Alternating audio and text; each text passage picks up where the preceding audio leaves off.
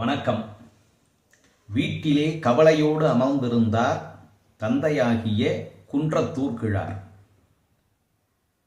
மகன் ஓடி வந்தான். அவன் பெயர் அருண்மொழித்தேவர். தந்தை வாட்டத்தோடு அமர்ந்திருப்பதை கண்டான். தந்தையே, ஏன் உங்கள் முகத்திலே இவ்வளவு கவலை தெரிகிறது என்று கேட்டான். குன்றத்தூர் கிழார் சொன்னால், இன்று அரசரை சந்திக்க நான் அரண்மனை சென்றிருந்தேன். அவர் என்னிடம் 3 வினாக்களை கேட்டார். எனக்கு பதில் தெரியவில்லை. நாளைக்குள் இதற்கான பதிலை தெரிந்து கொண்டு வந்து கூறுங்கள் என்று அரசர் ஆணையிட்டுள்ளார். அதைத்தான் யோசித்துக் கொண்டிருக்கிறேன் என்றார் தந்தை. மகன் கேட்டான், தந்தையே, அரசர் கேட்ட கேள்விகள் என்ன? மன்னர் 3 கேள்விகள் கேட்டார். மலையை விட பெரியது எது? மண்ணை விட பெரியது எது? கடலை விட பெரியது எது? அவ்வளவுதானே, நீங்கள் ஏன் இதற்காக கவலைப்படுகிறீர்கள்?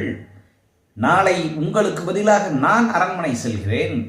இந்த 3 கேள்விகளுக்குமான பதிலை நான் அரசரிடம் கூறிவிடுகிறேன். நீங்கள் கவலை இல்லாமல் இருங்கள் என்று மகன் சொன்னான். மறுநாள் விடிந்தது. அருண்மொழித்தேவர் அரண்மனைக்கு சென்றார். அரசனை கண்டார். என் தந்தைக்கு பதிலாக நான் வந்திருக்கிறேன். உங்களுடைய 3 வினாக்களுக்கு பதில் சொல்ல. அரசர் பார்த்தார். இவனோ இளஞ்சிறுவனாக இருக்கிறான். தந்தையே நேற்று யோசித்து தெரியவில்லை என்று சொன்னால் மகன் எப்படி பதில் சொல்லப் போகிறான் என்று பார்த்தார். கேளுங்கள் உங்கள் முதல் கேள்வியை. மலையை விட பெரியது எது? அவன் சொன்னான், எந்த ஒரு சூழ்நிலையிலும் தான் வாழுகின்ற நெறிமுறையிலிருந்து சற்றும் பிறழாது அடக்கத்தோடு வாழக்கூடியவன் யாரோ அவனுடைய தோற்றம் மலையை காட்டிலும் பெரியது.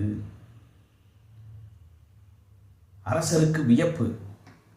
இரண்டாவது கேள்வி என்ன என்றான் அச்சிறுவன். மண்ணை விட பெரியது எது? தகுந்த காலத்திலே ஒருவர் நமக்கு செய்யக்கூடிய உதவி, அது அளவிலே மிகச் சிறியதாக இருந்தாலும் அது செய்யப்பட்ட காலத்தை கணக்கில் எடுத்துக்கொண்டு பார்த்தால் அந்த உதவியினுடைய தன்மை என்பது இந்த மண்ணை விட, இந்த உலகத்தை விட பெரியது என்றான் அச்சிறுவன். அரசருக்கு மகிழ்ச்சி. பரவாயில்லையே. மூன்றாவது கேள்வி, கடலை விட பெரியது எது என்று கேட்டார். அச்சிறுவன் உடனே சொன்னான், எந்த ஒரு பிரதிபலனையும் எதிர்பார்க்காமல் இதை செய்தால் நமக்கு என்ன கிடைக்கும் என்று ஆலோசித்து பார்க்காமல் மற்றவர்களுக்கு வேண்டிய உதவியை தேவைப்படுகின்ற நேரத்திலே செய்யக்கூடிய தன்மை இருக்கிறது பாருங்கள். அந்த உதவியின் அளவை ஆராய்ந்து பார்த்தால் அது கடலை விட பெரியது. அரசருக்கு அளவற்ற ஆனந்தம். ஆஹா, அறிவில் சிறந்த இச்சிறுவனை பெற்ற பெற்றோர் எத்தகைய பேறு பெற்றவர்கள். சிறுவனே, இந்த வினாக்களுக்கான விடை உனக்கு எப்படி தெரியும் என்று கேட்டார். அச்சிறுவன் சொன்னான், அரசரே, நீங்கள் கேட்ட 3 வினாக்களுக்குமான விடைகள் திருக்குறளிலே அமைந்திருக்கின்றன. நிலையில் திரியாது அடங்கியான் தோற்றம் மலையினும் மானப் பெரிது என்று அடக்கமுடைமை அதிகாரத்தில் மலையை விட பெரியதற்கான பதில் இருக்கிறது. காலத்தினால் செய்த நன்றி சிறிதெனினும் ஞானத்தின் மானப் பெரிது என்று செய்நன்றி அறிதல் அதிகாரத்தில் மண்ணை விட பெரியதற்கான பதில் இருக்கிறது.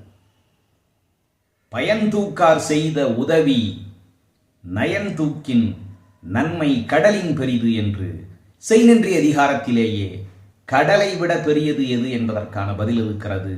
நான் திருக்குறளை படித்திருக்கிறேன், அதனால் உங்கள் வினாவுக்கு பதிலளித்தேன் என்றான் அச்சிறுவன்.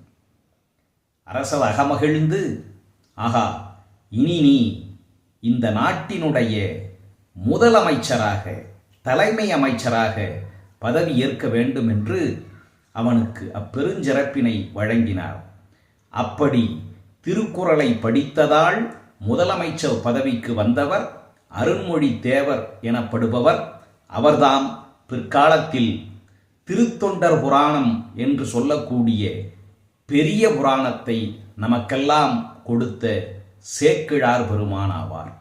சபாபதி புலவர் எழுதிய சிதம்பர சபாநாத புராணம் என்ற நூலிலே இந்த நிகழ்வு சுட்டிக்காட்டப்பட்டுள்ளது. திருக்குறளை படித்தால் தகுதியும் வரும், தலைமை அமைச்சர் பதவியும் வரும்.